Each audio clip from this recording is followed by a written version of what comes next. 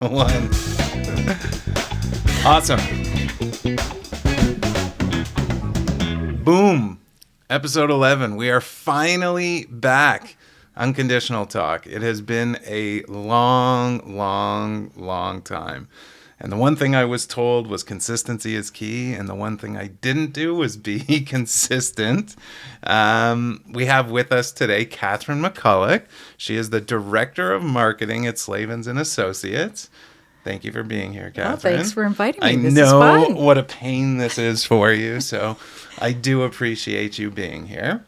Well, I feel like a big hypocrite because I'm always telling the agents, you've got to put yourself out there. You've got to get yourself on video. You want people to see you. And then when you asked me, I was like, what? I know. So I am shocked that we're here today. But I think you are actually the perfect person to have in here because the whole goal of this podcast was, unlike most agents who are trying to reach clients, I'm trying to reach agents. Right.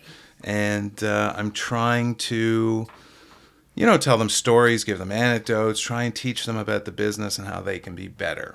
And I think a huge aspect, the biggest aspect is, or one of the biggest aspects, is how they can market themselves. And that's your specialty. So right off the bat, I know, but our listeners won't have the privilege of knowing how the hell you got here because you had no background in real estate whatsoever. No, none whatsoever. I've been doing marketing for a lot of years. I've worked for design companies on the sales and marketing side. I've worked doing marketing in manufacturing, in retail. And then I came here to real estate. Yeah. And that was fascinating to me because a lot of the people who are in real estate have been in it for years. And I think they have some preconceived notions about how the public sees them. Oh, for sure. And, I have to admit, I was one of those people that when I took this job, my friends were all like, Kath, what are you going to do? Like, after you put the sign on the lawn, how much marketing is involved? For sure. And I had no idea until I got here how much work is involved in taking a property to market. Yeah. Or on the flip side, how much work is involved in finding a house for someone. For sure. It's a lot of hard work and sweat. This is not a 9-to-5 job. See, you have a lot to say. You were nervous about coming on. You're like rocking and rolling. It's awesome. Yeah. So, when I hired you, we had never had a marketing department before. And the idea was to bring someone in who could help the brokerage with its marketing, but more importantly, to work with the agents to help them build their business, to help them build their brand. We're a brokerage that very much encourages the agents to build their own brand. It doesn't have to be Slavens first, as long as they're meeting RICO requirements, and as long as they're including our brand, we want them to be up front and center. So you talked about some preconceived notions you had coming in, but did you have any clue that the majority of this business was just about agents getting business? No, I really didn't. I hadn't realized how much work it was to get a client, to get that listing, and really how much the agents need to market themselves. You just sort of assume that, friends and family will just, lay their property at your front door. The dream. The dream. Yeah. And then I have obviously since found out how much work it is and how much competition is involved. For sure. You really have to be, not only do you have to be good at what you do, but you have to let other people know that you're good at what you do. And I think people struggle with that a little bit, putting themselves out there. Yeah. Well, it's when agents even come into this industry, right? Like they take their first job, they get their license, they go to their brokerage, they might come into the office for their first day, they sit down at a desk, and then it's like, what's next? Absolutely. Right? Like, when's the phone going to ring? They don't realize that you need to go out and get business. Yeah. So let me ask you how does Slavens, when you have a new agent come to the industry, right? How do you assist them in building their business? So they come in, first day, they have a meeting with you. Where does it go from there? So, we sit down with them and really go over what their goals are, as well as, are they new to the business or are they an experienced realtor? And we talk to them about things like branding. We do customized branding. The marketing team here will, do logos and we really want it to be a reflection of who they are, because anyone can slap together a logo, but we want it to really reflect their personality. So we talk to them about that.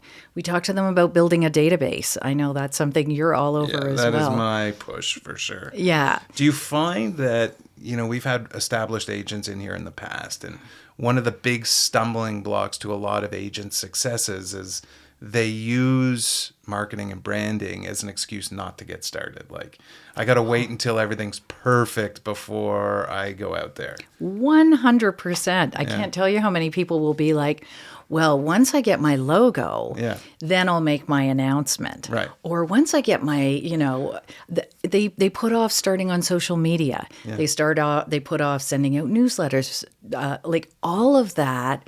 And I think it's because they're not yet comfortable with what they're doing. Yeah, which is completely understandable. For sure. And I think that so much of it is about visibility. So from the get-go, you have to put yourself out there. You have to be on social media. You have to be doing e-marketing. You have to be doing networking. Oh, yeah. Yeah. It's definitely a multi-pronged approach, that's for sure. And I understand wanting to have the right look and the right feel before you put yourself out there. But at the same point, I don't think agents can allow it to stop them.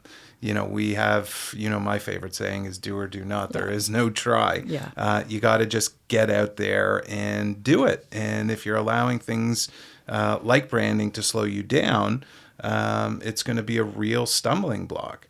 Maybe it's something that agents can do, in their pre-licensed world. Like, they've finished the courses. When I meet with agents and they're interviewing different brokerages, I always tell them, listen, while you're going around, while you're making your decision, take the time to start building your database. 100%. Have your wedding list. That's what I call it. Whoever you would invite to your wedding, if you were getting married today, that's your database. So take this time to get out there and get names, phone numbers, email addresses, mailing addresses, yada, yada, yada. Is there anything from a marketing perspective new agents can do while they're waiting to pick a brokerage, or it's not possible? Oh, no, I think they can start working on their social media as well. I think that they can start populating their social media with real estate posts.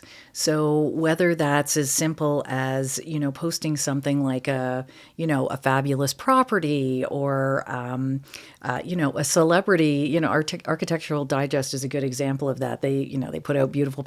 So maybe just show that you have an interest. Right. Some inspirational. Yeah. And the other thing is maybe you document your journey on your social media. Great idea. And then you talk about going through the courses or meeting with different brokerages. Because I think at the end of the day, people are interested in stories. Yeah. People love to hear a story. And let me interrupt you for 1 second. Is that one of the big misconceptions you think agents have? Like, you and I both know that agents love to put up just listed and just sold pictures and that sort of thing. That's not what the public wants to see. Yeah, I think they have their place because you want the public to know that you are good at your job. Sure. That you have got listings, that you are selling or you're buying. So I think it's important to have those things in there. But every day a feed like that would be pretty boring. And what about the agents that aren't doing deals on a consistent basis? Like, you could be an agent that does one deal a month and be very successful financially, but that's not giving you a lot of content to put if you're just putting just listed and just sold. Right. Like, I think, that's the thing about content is that you can appear to be, you can make yourself look, right? Sure. That, yes. I believe the term is catfishing. Okay, and I wouldn't necessarily put it that way, but I mean, you can do things. You can catfish a house. Come Well, on, yeah, man. you can. How many times have you walked in? Well, not you, but agents have walked into a home expecting one thing. Certainly, clients, and then it's a completely different house. Yeah. But I mean, you can do simple things like you're showing someone a property in a tower in downtown, a condo with a fabulous view. So you can take shots of the view and talk about that. You can highlight local businesses. If you're involved in any kind of community work, you can put that in there. Like, it doesn't all have to be real estate. Yeah. And, the other thing is you can tell stories. We have an agent, actually, Anna Safir, that you and I have brought up a number of times, who, what was it, over 1 million views or something like that? She just shot a simple video of a horrible washroom in a condo and got unbelievable engagement. Yeah, 1.2 million views on that video. She shot another one. I guess the listing description had said a view of the CN Tower. When in actual fact, it was a reflection of the CN Tower. Yeah, I remember she got that one. over 1 million views on that one as well. It was fantastic. So, in your opinion, is social media far and away the most important thing that agents can be doing from a marketing perspective? Oh, I think it's absolutely critical. And the great thing for agents, it's free. Right? It's free. I mean, if they want to, do a paid promotion, that's great. But for the most part, it's free. It's effective.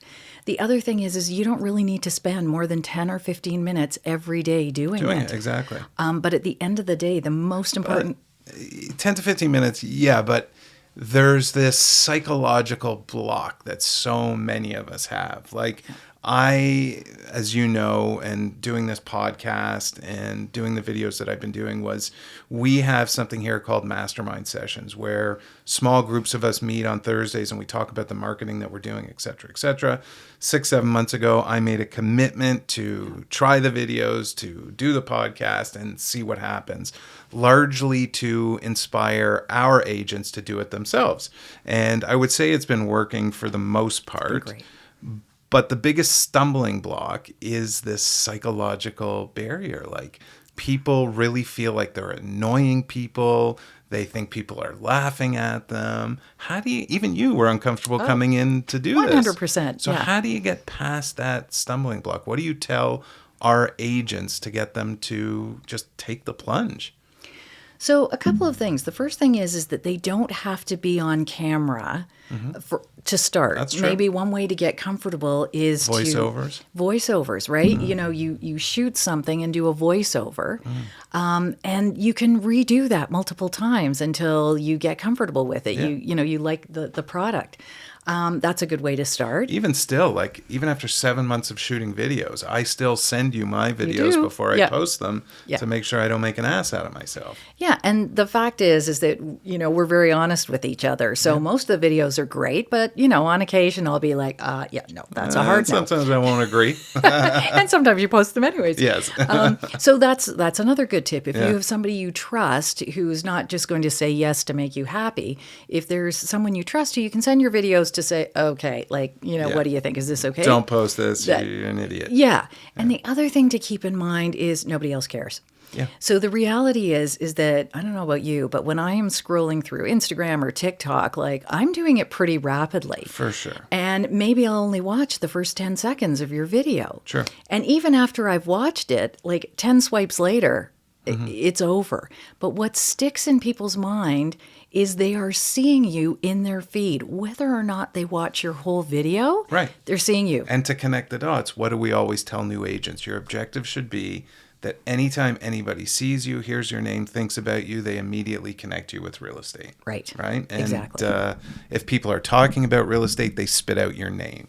Yep. That's how you're trying to train your clients in your database. Yeah. So I agree with you 110%. And I also think, sometimes when, we'll meet with new agents and, we'll be talking about their social media, and we look at their social media and they've posted once every 6 weeks, once every 3 months. Yeah. So the problem with that is that you give the impression to people that you're not busy, or you don't care. And that's not the impression you want. That's one of the most important parts about consistency is that it shows that this is a full-time job for you. You are in this day in, day out. Right. So where they have a fear that if they're not posting just listed and just solds, the truth is if they're posting, action shots, if they're posting viewing property, whatever they're posting will lead people to believe they're busy anyway. So you're accomplishing that goal. You don't need to worry about just listed and just solds. I also think that you have to put your personality in there too. Yeah. Like, people deal with people they like. Absolutely. So whether it's, people connect with you because you're associated with a cause they believe in, or people deal with you because, they see, your family and they've got a family and they think, oh, there's a connection there. Or you're funny. I think it's really important to infuse humor in there as well. You've got a sense of humor or whatever it is, put yourself out there. 100%. There's also... You touched on it that, you flip through, you don't even, here 1 minute, gone the next. There is a fear agents have that people are talking about them, people are thinking about them, people are trashing them, making fun of them. Nobody gives a shit. Yeah. People are not thinking of you. And I guess it goes past real estate as well. Most people's insecurity lead them to believe that people are talking about them, people are thinking negatively about them, when the truth is, nobody's thinking about you at all whatsoever. And the other side of the thing is, and we see this with celebrities, right? Somebody makes an idiot out of themselves. Well, the news cycle is such that, that's gone 15 Here one minutes day, later. gone the next. Who cares? Yeah, for sure. So I don't know how other brokerages operate. I've never been at another brokerage. Me neither. I know that the idea for us was to build this department because we've sort of realized that our true business as brokerage owners is to help agents build their business, right? Yep. So let's do everything we can to help them build their business, their brand, their confidence, everything we can do for them, we're here to do. So how exactly, I think other agents from other offices where they don't necessarily have a marketing department or they don't have the support that we do at Slavens, how does it work? Can you actually be working with all our agents on a one-on-one basis? I think at most offices, you sit in a class, you get tips, that's it. Yeah. But you're actually working one-on-one with our agents. Yeah, absolutely. So the marketing department here, we bend over backwards to have that one-on-one relationship with the agents. You built a brokerage of people who really work well together, and that makes a big difference. There aren't people who come in with, sort of massive egos, demanding, difficult to... okay. I got a pretty big ego. That's for another conversation. But for the most part, genuinely a wonderful group of people to work with and very collaborative. And I think collaborative is the word here. We bend over backwards to work with agents. So if they have an idea, if they want to do something, we do whatever we can to make that happen.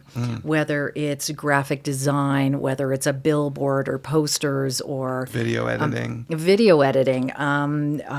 Luca, who's part of our marketing team, does an amazing job with video editing. So for sure. He is the producer of Unconditional. Yes, Talk, he is. Excellent help to me, for sure. Oh, and saves me every day. But yeah, so our agents can just send him clips and he'll put together a really cool video for them. If they're, they want to market a particular area, then we'll sit down with them and brainstorm about what's the best way to do this. If they're doing, maybe they're sponsoring something, a school fair, whatever. Okay, what can we do to help you?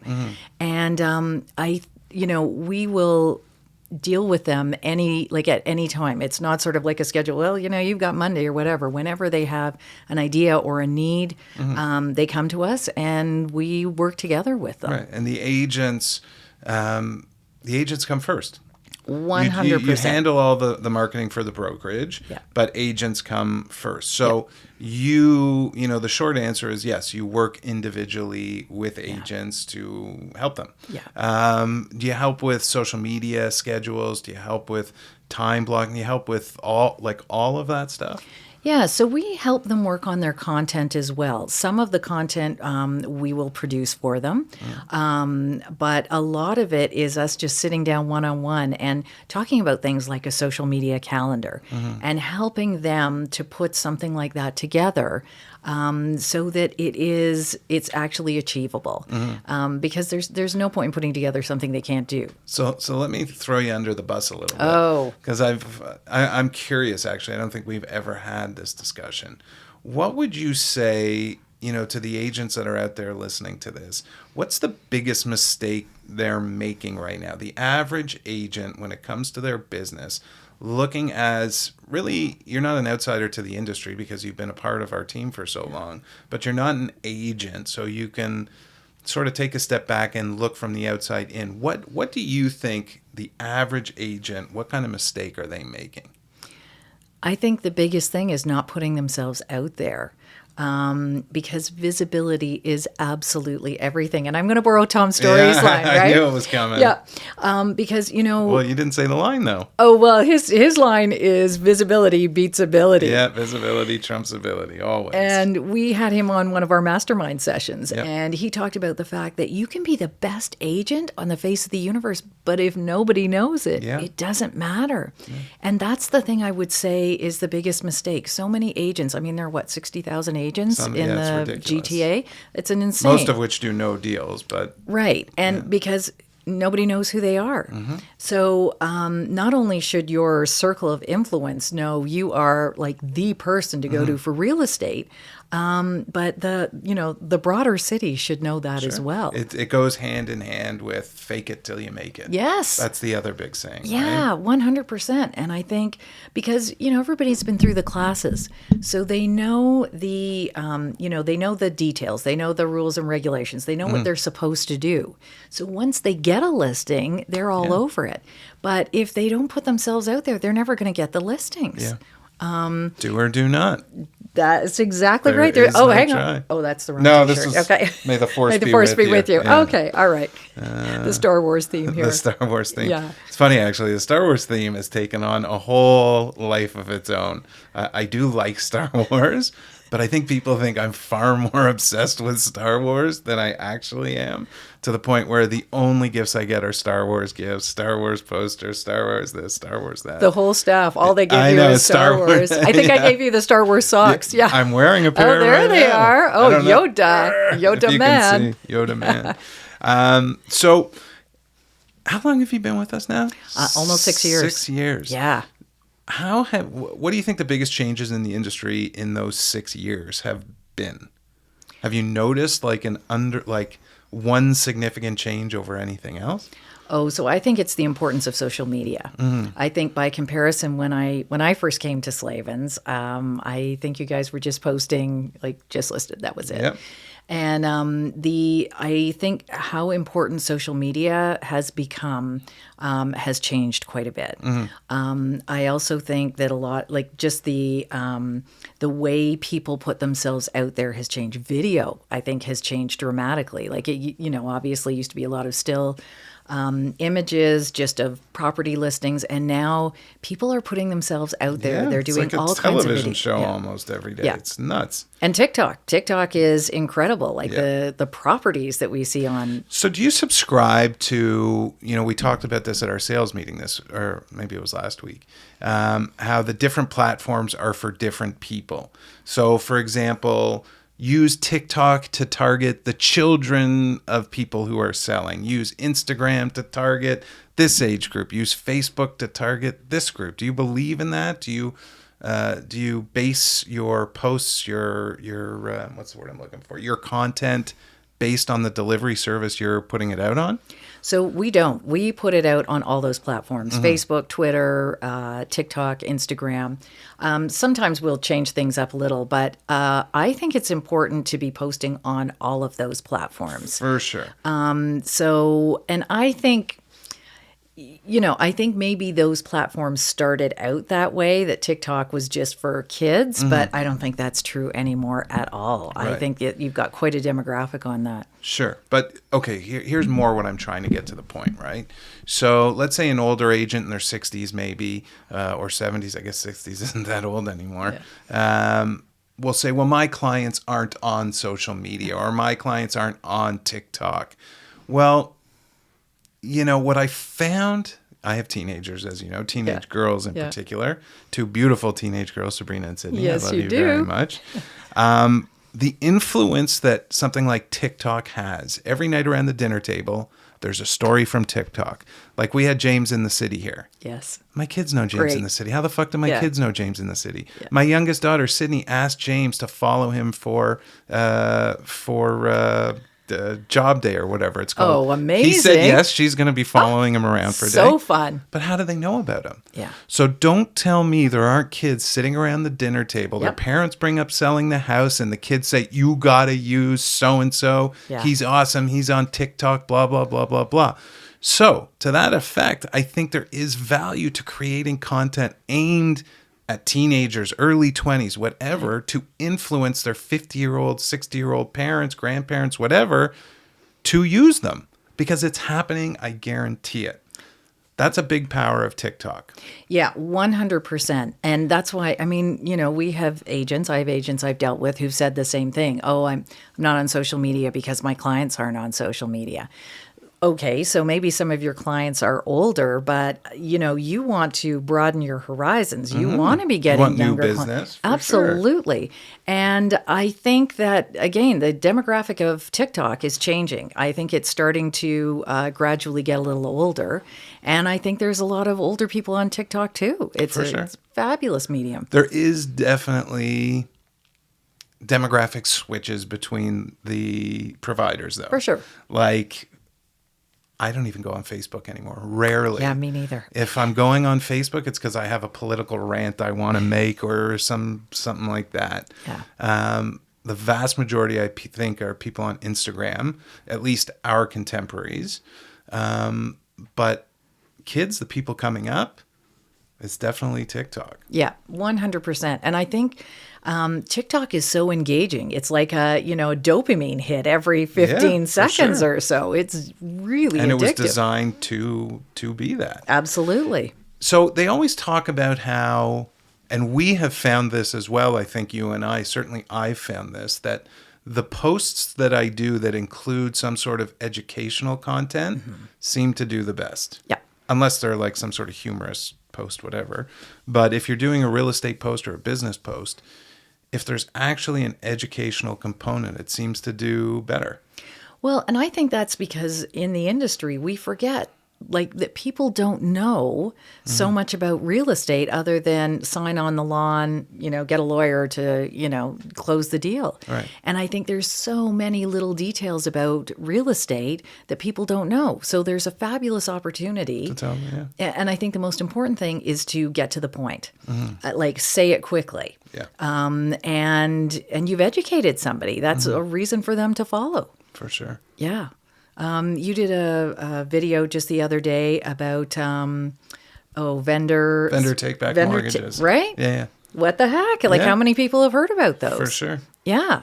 And I think, and you can put humor in there too. Just tell little stories to make illustrations, and all in 30 seconds? That's my biggest issue. I have a hard time fitting things into small amount of time.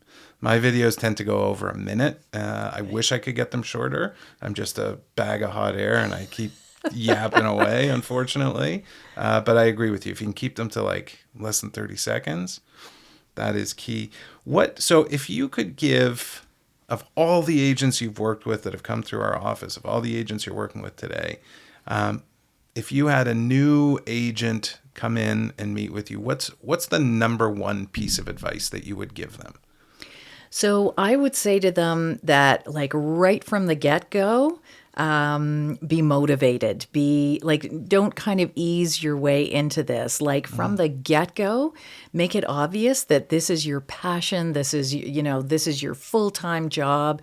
This isn't something you're kind of, trying to find yourself in. Not fly by night. No, none of that nonsense, because who is going to trust you with the biggest investment of their life if you're kind of playing with it? No. There's no playing here. You are serious. You are on board. You're educated. You're qualified. Like, get going. Yeah. 100%.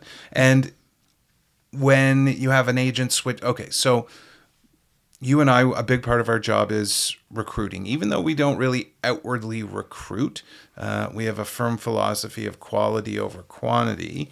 But when an agent does make that move, when you're making the move, what's the advice to somebody when they're making that switch? How do you make that transition easier? How do you use it to your advantage? Because I see changing offices as a huge opportunity to touch your people, to get your name out there again, to go from being, I've been in this business for a long time, people have sort of forgotten about me, whatever, to the top of the list. Like, boom, I have exciting news. People came after me. I've joined a hot new brokerage that's on the rise.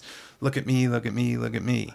Well, I think that's one of the things that we really encourage people to do. So get your database together immediately. You use the wedding list as an example. Like, it's not that hard to, pull together a bunch of email names. And I would say a lot of established agents have let their database go. Yeah. Like, when they've been getting referrals on a consistent basis, you stop putting the effort into building your business, into things like your database. Well, and I think the other thing is, like, we really encourage the new agents coming over to every month add to that database. Yeah. So everybody you meet, get their email address. Yeah. Worst case, they unsubscribe. Yeah, they tell you to piss off. Yeah, or they don't want to give you their email address. That's okay. It doesn't matter. We have agents that have started out with 10 people on their database. That's okay. Start with 10. Yeah. We also have other agents that have 3,000 people on their database. Exactly, which I discourage. Yeah, that's a lot of people. Yeah, but I mean, at the end of the day, if you're, getting emails every day, you're going to grow your database. Yeah. And the other thing is, so when people come over, we encourage them to send out an announcement email right away. Hey, this is what I'm doing, whether they're a new agent or established. I've joined Slavens, and to talk about referrals. Yeah. And we make a big announcement in the paper. We make a huge announcement online. We make huge announcements on social media, video, everything. 100%. Like, we really give them the opportunity to catch that wave and ride it. Yeah, absolutely. So I just want to touch on one more thing as we start to wrap up, because I think you would agree with me, and maybe you can discuss how agents avoid this pitfall. But the biggest problem, the biggest error that I see agents make, successful agents, over the years is always the same. I don't know if this is going to translate to those of you who are only listening, but agents start, let's say, at a baseline. Okay, they have no closings coming up. They're not very busy. So they say, shit, I got to get some clients. So they prospect. They actually do a good job of prospecting at this point, that they spike. And all of a sudden they have a number of people that they're working with. And once they get to that point where they're working with a number of people, they stop prospecting. So once they do a few deals with the people that they've gained from the prospecting they're doing, they drop right back down to the baseline. And then when they're at that baseline, they say, oh shit, I have no clients, I have no closings, I better start prospecting. So they prospect. They get busy again, they climb the hill. Then they're busy with their 4 or 5 clients. Once they sell them everything, they fall right back down to the bottom. The key to success in this business is to be consistent and to be prospecting the entire time. Then you have a consistent uphill line as opposed to an up and down line. Yeah, I think that working on your business needs to be a part of your day every day, whether you have got tons of clients or no clients. There's a great book, Atomic Habits, out there, well worth the read, about creating good habits. And I think that applies to real estate agents as well, whether it's from 9 to 10 every morning, irrespective of whether you've got 10 listings or no listings. You set aside a particular amount of time every single day to prospecting. So then, sure, you're still going to have, some hills and valleys, but they're not going to be as deep or as high in either direction. And I think that's critical. Yeah, and I would say we benefit agents in that respect as well, because we encourage our agents to come into the office. Yeah. And when you have a schedule and you say from 9 to 10 every day, I'm going to be doing this, if you're at the office, there's life at the office, there's tunes, there's people, there's action, then you're going to be far more likely to get that done. Yeah, and I also think there's a lot of camaraderie at the office. Like it is not a competitive place. It is, people really do encourage each other. The other agents encourage each other. Certainly the marketing team does, and the staff all do as well. And I think if you're at the office, you're there to work. Yeah. I mean, okay, so socialize as well. But I mean, for the most part, you're there, okay, I'm here to work on my business. And I think that's a critical detail. Otherwise, to your point, the hills and valleys are, the valleys are going to be low. Yeah. Depressingly low. That's for sure. All right, let's end on, the last thing we're going to end on is predictions for the future. Do you have any crazy predictions for the future? What's next in the industry? Where do you think we're going? Do you have any predictions? Well, it's interesting because, so often you and I both read about people saying, oh, the industry is going to be automated and they're not going to need real estate agents anymore. And I just don't think that's the case. I think that certain things, obviously, paperwork and how we advertise listings, all of that, sure, that'll be digitalized. And even, the listing descriptions, ChatGPT writes you a fabulous, but the actual human connection, I don't think that's going away. For sure. Because at the end of the day, this is about your home. And, you wouldn't want to put that in the hands of a computer. Right? Yeah. Well, I can tell you, we spend more time now than ever before on services we provide to homeowners, from staging, decluttering, painting, handyman work, at every showing. It's crazy. We're spending more time per client than last time, even with all the increased technology. Because at the end of the day, it is about a relationship. Yeah. And so I think that perhaps that the industry will be weeded out a little of because now losing a lot of agents. Losing a lot of agents for two reasons. One, it's more challenging to get your license now. Like it's a longer period of time. It's more expensive, so you have to be committed to do it. And also because of the economy, fewer deals. So I think the people that are in are going to be truly committed. All right. Awesome. Well, I have to tell you that you did an awesome job. For somebody that was petrified to do this, I think you were spectacular. You couldn't tell at all. So, Catherine, thank you for being here. Really appreciate it. Guys, episode 11, finally. Episode 12 will be coming soon. Really appreciate you listening to Unconditional. Thank you. That was awesome. You did amazing. Did you not feel that?